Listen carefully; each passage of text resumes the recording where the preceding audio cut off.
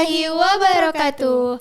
Halo Sobat Prospekers. Welcome back di podcast Hima Prospek di episode ke-21 bersama saya Fiona Agnia Dan saya Reva Nurul Uswa, mahasiswi Pendidikan Kimia FKIP Universitas Riau angkatan 23 dan 2024. Nah, di episode kali ini kita akan membahas isu-isu yang sedang viral ya sekarang ini, yaitu tentang kriminalisasi terhadap guru. Nah, ini bukan isu sederhana ya Kak. Banyak hal yang harus kita pahami lebih dalam karena ini menyangkut masa depan pendidikan dan juga nasib para guru di Indonesia. Nah, benar sekali. Untuk itu kita sudah mengundang narasumber yaitu dosen cantik dari Pendidikan Kimia FKIP Universitas Riau yang akan membagi pandangannya untuk membantu kita memahami masalah ini dari sudut pandang orang yang langsung terjun di dunia pendidikan. Betul, beliau akan membantu kita memahami kenapa masalah ini bisa terjadi dan apa saja dampaknya buat dunia pendidikan. Jadi, siap-siap karena topik kita hari ini bakalan seru dan juga penuh dengan wawasan. Jadi buat kalian yang tertarik dengan dunia pendidikan dan juga guru, tetap dengerin podcast ini ya. Langsung saja kita panggil Ibu Tri Fadila. Halo Ibu. Halo Ibu. Gimana Ibu kabarnya Bu? Alhamdulillah baik ya sejauh ini. Nah, sebelumnya kami ingin mengucapkan terima kasih karena Ibu sudah meluangkan waktu untuk hadir di podcast Hima Prospek kali ini. Mungkin sebelum kita masuk ke topik utama, Ibu bisa memperkenalkan diri terlebih dahulu supaya Sobat Prospeker bisa pada kenal sama Ibu. Oke, sebelumnya saya mengucapkan terima kasih sudah diundang hadir di podcast Hima Prospek yang spesial ini. Sebelumnya perkenalkan teman-teman, saya Tri Fadila Rahmasari, saat ini ditugaskan untuk mengajar di program studi Pendidikan Kimia FKIP Universitas Riau. Nah, oke, sebelum kita masuk ke topik utama, boleh nih Bu kita sapa dulu para prospekers kita. 1, 2, 3. Halo Sobat Prospekers. Baiklah, langsung saja kita masuk ke topik utamanya tentang kriminalisasi terhadap guru yang pastinya menyita perhatian kita semua. Nah, seperti yang kita ketahui, akhir-akhir ini sedang ramai diperbicarakan mengenai kasus kriminalisasi terhadap guru di Indonesia. Nah, seperti yang kita ketahui pada akhir-akhir ini lagi marak ya kasus tentang kriminalisasi terhadap guru seperti kasusnya Ibu Supriyani yang divonis penjara ya karena dituduh melakukan kekerasan terhadap muridnya yang merupakan anak dari seorang polisi. Kemudian ada juga Bapak Samsudi yang divonis 3 bulan penjara karena mencubit muridnya yang tidak mau sholat ya. Nah, jadi Ibu, menurut Ibu gimana pendapat Ibu terhadap kasus-kasus tersebut? Oke, memang hal ini hal yang sangat hangat dibicarakan akhir-akhir ini ya, terutama kita sebagai penikmat digital di semua sosial media rata-rata menyebarluaskan berita yang berkaitan dengan seorang pendidik ataupun guru yang dikriminal gitu kan. Nah, menjadi perhatian sebenarnya untuk kita bersama karena di era digital ini apa yang terjadi mungkin terjadi saat ini kemudian 1 detik kemudian bisa tersebar secara luas gitu ya karena the power of social media gitu. Karena kita berbicara sebagai seorang pendidik dan juga teman-teman sebagai calon pendidik di masa depan, satu hal yang saya rasakan adalah prihatin karena hal ini menyangkut profesi yang mulia yaitu guru gitu ya. Tapi tidak serta-merta kita bisa mengklaim teman-teman hal itu adalah salah dari pihak pendidiknya atau bagaimana, karena mungkin banyak juga kasus-kasus lain yang pada akhirnya itu ke arah jalan damai atau malah diklaim tidak bersalah sama sekali. Nah, jadi sebenarnya dari sisi pendidik dan calon pendidik kita harus paham nih sebenarnya tupoksi kita sebagai guru, bagaimana cara menegur siswa, kemudian bagaimana hubungan yang ideal antara guru dan siswa itu terbentuk begitu. Baik. Baiklah, kita langsung ke pertanyaan yang kedua, Ibu. Jadi melihat banyaknya kasus kriminalisasi terhadap guru yang telah terjadi, apakah Ibu percaya bahwa ada kebutuhan mendesak untuk melakukan reformasi dalam sistem pendidikan kita? Jika iya, reformasi perubahan seperti apa yang Ibu rasa penting untuk dilakukan agar guru bisa merasa lebih aman dan terlindungi dalam menjalankan tugas mereka? Oke, Kalau berbicara terkait reformasi ya, salah satu hal yang mungkin saya rasakan ada bias antara peraturan yang ada. Mungkin teman-teman bisa lihat ada peraturan di pemerintah nomor 17 tahun 2008 itu berkaitan dengan bagaimana perlindungan yang diberikan kepada guru. Di sana menjelaskan terkait dengan guru, khususnya di pasal 39 bahwa seorang guru itu tidak dibenarkan untuk melakukan kekerasan terhadap anak didiknya di sekolah.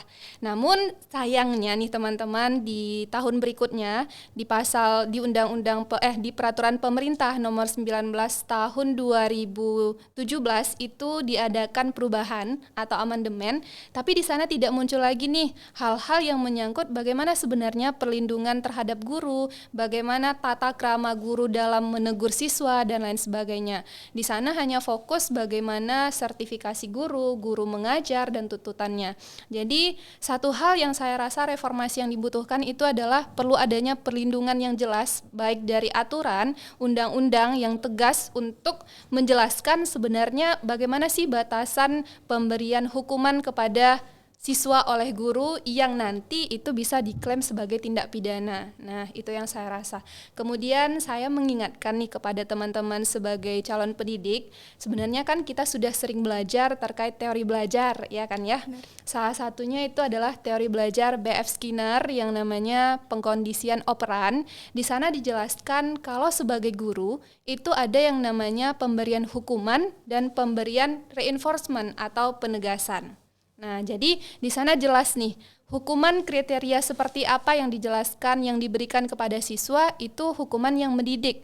Dulu pernah kita berbicara misalnya ketika siswa itu bandel, tidak mau mengikuti aturan atau malah melanggar aturan, mungkin salah satu hal yang diberikan menurut B.F. Skinner itu kita memberinya dengan tugas tambahan kah atau hal lain yang mengarah ke bentuk positif.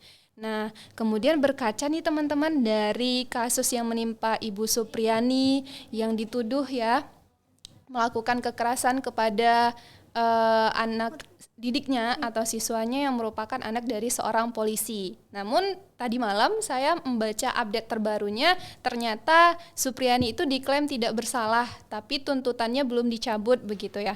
Nah, makanya reformasi yang dibutuhkan sekarang itu adalah undang-undang yang berkaitan dengan perlindungan guru. Sangat disayangkan nih, di peraturan pemerintah nomor 17 itu sudah jelas di pasal 39, tapi ketika diubah itu tidak muncul lagi nih teman-teman di pasal di Undang-Undang nomor 19 tahun 2017. Nah, kira-kira itu sih pandangan saya. Oh, jadi menurut Ibu mungkin diperlukannya undang-undang untuk perlindungan guru gitu ya, Bu? Ya, sama satu lagi mungkin kita sebagai manusia tentu ketika ada anak didik, saya tanya deh teman-teman, ketika ada yang membuat kesal, pasti kita ngerasa kenapa ya? Pasti kita tidak bisa mengontrol emosi gitu kan ya. Nah, kita tidak bisa mengklaim nih teman-teman yang dilakukan oleh Ibu A dan Ibu B yang ada di kasus-kasus itu mungkin dia tersurut oleh emosinya dan lain sebagainya. Nah, makanya karena kita di sini sebagai pendidik dan calon pendidik, yang saya perlukan rasanya adalah menguatkan kembali teori-teori yang kita pelajari. Nah, kalau dari segi pemerintah, karena ini kan perubahan ya, reformasi secara keseluruhan tentu punya sinergi yang bagus, pemerintahnya, kemudian aturannya, dan kitanya sebagai pribadi yang menjalani profesi itu. Nah, saya merasa perlu ada pelatihan yang berkaitan dengan sosial emosional. Karena bagaimanapun kita manusia yang ketika ada orang salah atau membuat hati kita tidak enak, kita otomatis mungkin marah, tapi perlakuan itu kan bisa kita kontrol. Makanya sosial emosional dari seorang guru tuh juga perlu ada pelatihan nih dari pihak-pihak yang berwajib untuk melakukannya gitu. Karena bagaimanapun kasusnya nanti, kita ini mendidik seorang siswa. Siswa ini adalah objek pendidikan, jadi tidak mungkin siswa ini disalahkan. Pasti nanti ketika ada siswa yang melanggar aturan dan lain sebagainya, yang dilemparkan tanggung jawabnya adalah guru. Karena tanggung jawab guru adalah mendidik, begitu. Nah, jadi sebenarnya yang perlu direformasi itu adalah bagaimana guru ini dilindungi agar dia merasa ketika dia marah, ketika dia mengingatkan siswanya itu, maka hal itu tidak jatuh ke tindak pidana, ada batasan tertentu. Dan kemudian dari pihak gurunya bagaimana dia bisa mengontrol dirinya pribadi dari sisi sosial emosionalnya agar tidak istilahnya kelepasan gitu ya, marah kepada anak didiknya gitu. Jadi 2 poin itu yang menurut saya pribadi perlu direformasi atau diubah, yang berkaitan juga dengan undang-undang yang di awal kita singgung tadi ya teman-teman. Baik Ibu, terima kasih atas jawabannya. Kita masuk ke pertanyaan selanjutnya. Nah, berdasarkan kasus ini, menurut Ibu bagaimana nih pengaruhnya terhadap dunia pendidikan? Apa mungkin guru sekarang ini dia bisa menjadi ragu untuk menegur siswanya karena takut mendapatkan tekanan seperti yang diberitakan sekarang ini? Oke, kalau kita berkaca terhadap bagaimana sih pengaruhnya terhadap dunia pendidikan saat ini begitu ya, sebenarnya kan kasus-kasus kriminalitas ini sudah terjadi cukup lama ya teman-teman, hanya saja sekarang ini diviralkan begitu ya, makanya bahkan sampai di Instagram itu bikin template yang berkaitan dengan guru dan lain sebagainya. Nah, dan yang jadi perhatian itu adalah highlight berita yang keluar. Nah, kadang publik itu mengkonsumsi berita dari apa yang banyak dikeluarkan atau apa yang banyak terlihat.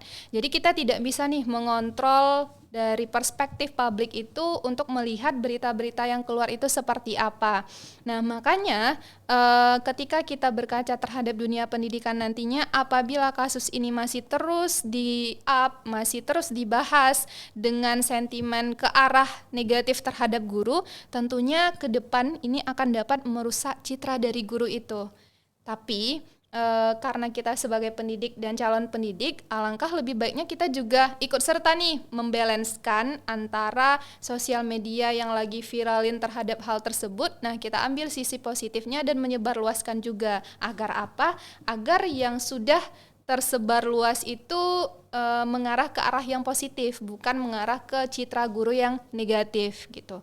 Nah, kalau kita tanya, karena tadi nanya sama saya nih, kira-kira apakah guru itu merasa ragu untuk menegur siswanya? Sebagai calon pendidik, menurut teman-teman gimana? Apakah teman-teman nanti pas PLP merasa ragu juga? Enggak sih Bu. Enggak ya. Nah, karena kan hal itulah kita butuh yang namanya peraturan tadi. Karena ketika kita berkaca atau bertindak, kemudian ada kasus, tentu kita ragu, oke. Cuman salah satu hal ketika ada peraturan nanti yang dikeluarkan, yang jelas, yang malah mengarahkan batasan, maka hal itu akan mengubah tingkat keraguan dari seorang guru atau pendidik itu. Asalkan kita sebagai pendidik punya yang namanya kompetensi pedagogik yang baik, kemudian pemahaman yang baik terhadap pengetahuan kita terhadap teori-teori dan lain, saya rasa pendidik yang profesional tidak akan ragu untuk menegur karena dia tahu batasannya. Walaupun tidak ada aturan, kan pedoman kita sebagai warga negara yang taat hukum, pertama adalah hukum ya teman-teman. Sekarang kita bias nih, tidak ada peraturan yang mengatur berkaitan dengan perlindungan guru tadi, makanya kita berpedoman terhadap teori-teori yang ada gitu. Jadi landasan kita sekarang hanya berdasarkan ilmu pengetahuan yang kita punya untuk menjadi pendidik yang profesional. Maka ketika kita sudah paham semuanya, tidak ada alasan bagi kita untuk merasa, wah saya takut nih nanti dipidana atau gimana gitu. Baik Bu, untuk pertanyaan selanjutnya, terima kasih untuk jawaban dari Ibu. Pertanyaan selanjutnya itu juga termasuk pertanyaan terakhir kita pada podcast kita kali ini, yaitu pertanyaannya adalah, apa pesan Ibu untuk para guru yang merasa khawatir dengan terjadinya kriminalisasi terhadap guru pada saat ini? Oke, terima kasih.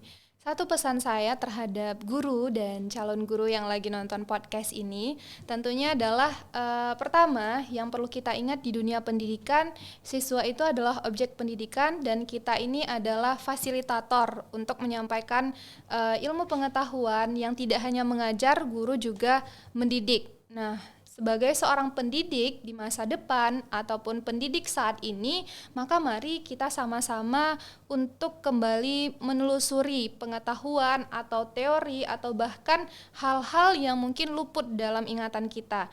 Pertama, silahkan kembali mengingat yang berkaitan dengan bagaimana teori belajarnya, kemudian kompetensi pedagogi kita, dan yang kedua, belajar untuk mengkondisikan sosial emosional kita pada saat kita mengajar gitu. Karena berat ya teman-teman menjadi pendidik ini, kita tidak hanya transfer ilmu saja, tapi kita juga dituntut untuk membentuk karakter dari siswa.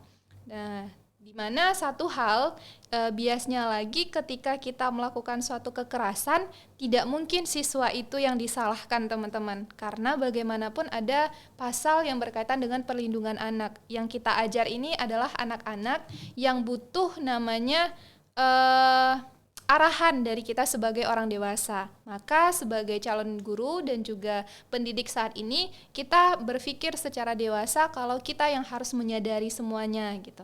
Semua perubahan itu harus dimulai dari kita. Sembari menunggu peraturan itu ada, maka silahkan jalani sesuai dengan pengetahuan-pengetahuan yang sudah kita dapatkan gitu. Karena sebenarnya gini, ketika kita merasa teman-teman ini adalah sebagai seorang pendidik, kemudian di B.F. Skinner itu disebutkan nih teman-teman, ketika kita memberikan hukuman, B.F. Skinner ini melakukan suatu teori, dan dia melakukan suatu praktik, ada tikus di dalam kotak. Nah, kotaknya ini dikasihnya beberapa stimulus. Yang satu, ketika menekan tombol misalnya berwarna merah, yang keluar adalah makanan. Tapi kalau menekan tombol yang berwarna hitam misalnya, yang keluar itu adalah tertutup nih kotaknya. Nah, diuji cobakan nih ke tikus itu kan, kemudian ternyata ketika tikus itu menekan tombol merah, dia merasa dia mendapatkan feedback yang bagus. Siapa sih yang gak suka dikasih makanan gitu kan. Nah, setelah dilihat berhari-hari, tikus itu ternyata lebih memilih yang merah. Artinya, ketika teman-teman ngasih hukuman atau merasa anak didik itu salah, silahkan kasih penguatan yang mengarah ke positif. Jangan malah membuat efek jera ke siswa tersebut, karena nanti bisa jadi siswa itu merasa dongkol dan berakibat ke kekerasan lain yang terjadi gitu. Nah, jadi sebenarnya hal-hal kecil yang kita pelajari kalau kita dalami itu akan membuat kita sadar bagaimana berperilaku, bersikap sebagai seorang pendidik begitu. Baik, terima kasih Ibu. Semoga pesan yang telah disampaikan Ibu tadi bisa membantu kedilemaan para guru untuk bertindak dalam menegur siswa selanjutnya. Nah, ternyata pertanyaan kita sudah habis nih ya Reva. Ya, udah habis. Nah, sebelum kita tutup podcastnya, mungkin dari Ibu bisa memberikan closing statement-nya, Bu. Baik, terima kasih. Nah, nggak terasa kita di hujung podcast gitu ya. Nah, untuk teman-teman sobat prospeker semuanya, mungkin satu hal saya berpesan kepada semua calon guru atau calon pendidik di masa depan, tanggung jawab itu sangat besar di pundak kita, tidak hanya transfer ilmu tapi juga mendidik, mengubah karakter, memberikan penguatan yang positif kepada anak didik kita nanti. Tapi satu hal, ketika kamu berpegang teguh terhadap keprofesionalan kamu bekerja, kamu berpegang teguh terhadap aturan-aturan yang ada, maka tidak ada alasan untuk kamu tidak menegakkan kebenaran nantinya. Tidak ada alasan untuk khawatir terhadap hukuman-hukuman nanti yang akan diberikan gitu. Jadi satu hal teman-teman, teruslah untuk berproses ketika di bangku perkuliahan, pelajari setiap hal yang mungkin berada di lingkungan perkuliahan tersebut, karena itu ternyata mungkin tidak terbahas oleh orang lain, tapi kita dapatkan di sana sebagai calon pendidik yang bermanfaat untuk kita di masa depan. Kita ini adalah seorang fasilitator pendidikan, jadi kita bertanggung jawab untuk pendidikan yang cerah di masa depan. Jadi tidak ada alasan apapun untuk merasa takut atas keviralan masalah kasus-kasus kriminal yang terjadi, asalkan kita tetap di koridor jalan kita seharusnya. Begitu. Nah, prospekers, itu tadi bincang-bincang kita bersama Ibu Tri Fadila. Terima kasih banyak Ibu telah meluangkan waktunya, walaupun sebenarnya Ibu sedang banyak kegiatan yang lain. Terima kasih juga buat prospekers yang sudah mendengarkan episode kita kali ini. Nah, semoga informasi yang kita bahas ini dapat bermanfaat dan menambah wawasan para prospekers. Jangan lupa follow podcast kami agar tidak ketinggalan podcast selanjutnya. Nah, sebelum kita tutup, mungkin ada sedikit kenang-kenangan dari 5 prospek ya, Ibu. Oke, terima kasih prospekers.